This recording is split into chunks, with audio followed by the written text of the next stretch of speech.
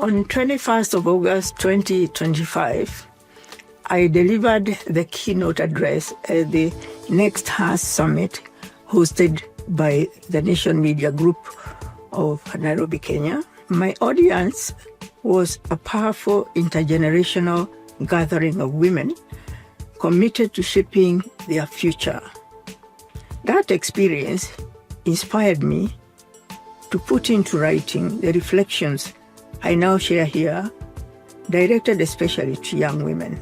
As someone who has lived through and actively participated in a long struggle for women's rights, I stand at this 30-year crossroad since the 1995 Beijing conference, both encouraged and unsettled. Encouraged because we have indeed made progress.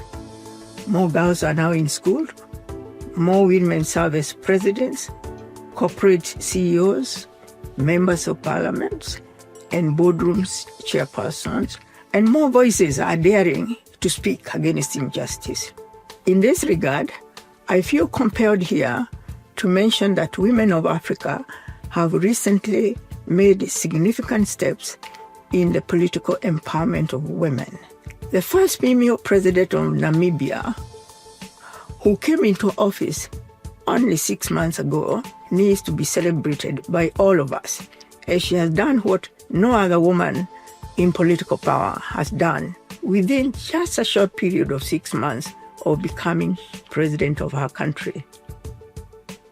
She has made history by appointing a woman as vice president. Speaker of the National Assembly is a woman. The Secretary General of the ruling party is a woman. And 50% of the cabinet, including key ministerial positions, are now held by women. While this is encouraged and need to be celebrated, we should not assume that this unprecedented development in Namibia will automatically become the trend. And therefore, for this reason, we should remain alive to the fact that the gains made to date in the struggle for women's rights have taken centuries to achieve. I would therefore urge all of us, and young women in particular, not to forget that too many rights still remain denied or contested. Too many women's lives remain precarious or at risk. And too many young women appear trapped in lamentation rather than action. Having spent most of my lifetime on this journey in the struggle for women's rights, I can say with conviction that the future we want will not be handed over to us. It must be seized. We must now get crash decision-making spaces where we are not invited, must carry along, indeed, our own stools and take our place at the table. And for young women, this is your turn. And by young women, at this moment, I'm making reference to the women Gen Zs and millennial generations, who must now carry this mantle forward further than my generation did. The first area where I urge you to take charge is in reclaiming your voice and narrative. I have witnessed how stories repeatedly told determine who wields power, whose lives are remembered, whose contributions are valued, and whose struggles get erased along the way. Too often, women's stories are flattened into novelty, celebrated for a season and then discarded. I have also experienced and recall watching young women leaders emerge with promise, only to be trivialized by the media and their substance overshadowed by novelty. This cycle of marginality will only end if you, young women, seize your agency and tell your story in your own way. Otherwise, others will strip your story of its depth. Do not wait for validation from traditional platforms. Create your own space. Initiate, for example, podcasts, blogs, digital communities, films, etc., that reflect your realities and your power and agency. Narrate your own history now so that future generations inherit a truthful, authentic, and empowering legacy from you. On education, I do believe that it remains the master key, as we were told by the Beijing Platform of Action. We have seen more girls in school now, literacy rates have risen, and breakthroughs in science and technology have occurred. Yet, glaring disparities still persist. Rural girls are still left behind, and curriculums continue to reinforce stereotypes that limit young women's aspirations. The world you are inheriting is one of rapid digital transformation. If you are not prepared, you risk being left behind, even as opportunities are expanding.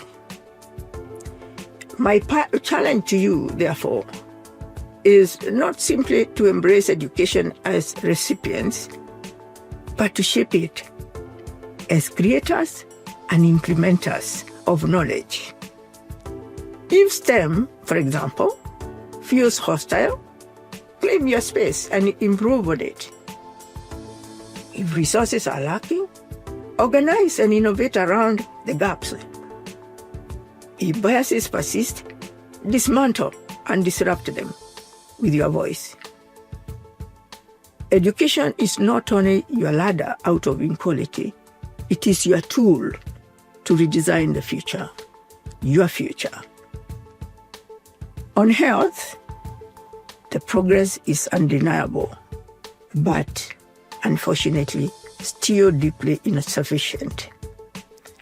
I know of countries that have significantly reduced maternal deaths and expanded reproductive services, but I have also seen far too many young women die of preventable deaths or suffer violations such as female genital mutilation and femicide that rob them not only of their dignity, but most importantly, their lives. Clearly, control over your own body is non-negotiable. Without it, empowerment collapses. So therefore, in the next 30 years, the young women of today and tomorrow must refuse to normalize preventable deaths or to stay silent in the face of sexual and mental abuse, or tolerate policies that treat women well-being as optional. You must be unapologetic in demanding health systems that serve you, that protect you, and respect you. Organize peer movements if necessary. Break taboos and push for communities where women's health is treated as a necessity, not a bargaining chip. Finally,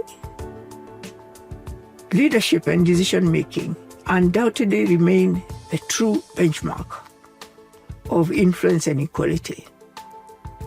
Having observed African women rise to the highest levels, including state presidents and global leaders, I celebrate these milestones. But I also caution that presence in decision-making offices alone does not guarantee power and influence. In other words, numbers do not automatically translate into capacity for positive transformative change. True equality in this regard is only achieved when women not only access positions of influence, but also set positive transformative agendas, control resources, and reshape institutions positively. My challenge to you, therefore, is that not to wait for invitation to decision-making spaces, but be ready to create and claim your own if necessary. Build networks of mentorship when and if you need them. Hold both women and men in leadership accountable. Additionally, redefine leadership so that it is not seen as exceptional when embodied by women, but as normal and essential to attaining social justice and progress. Again, as I reflect on the long and challenging journey before and after Beijing conference, I know that my generation should have done more. But we have done what we were able to do, given the tools we had, which were minus the technology that you are now enjoying and which is an empowering instrument. The unfinished business is vast, and it cannot be carried out or carried forward by lamentation or looking over your shoulder. It must be carried forward by courage, innovation, solidarity, and relentless action. The future we want will not arrive by chance. It will arrive by the choices we make now. So the next 30 years since Beijing cannot be about asking what others will do for you. They must be about what both men and women of goodwill will do together in solidarity, unapologetically, and with full commitment. My parting shot to you, therefore, is this. The time for waiting for the mantle to be passed on is over. Seize it and run with it. The time for building is now. The question is no longer whether you are ready for the future. The real question is whether you are ready to build it and make the necessary sacrifice for posterity. Thank you all.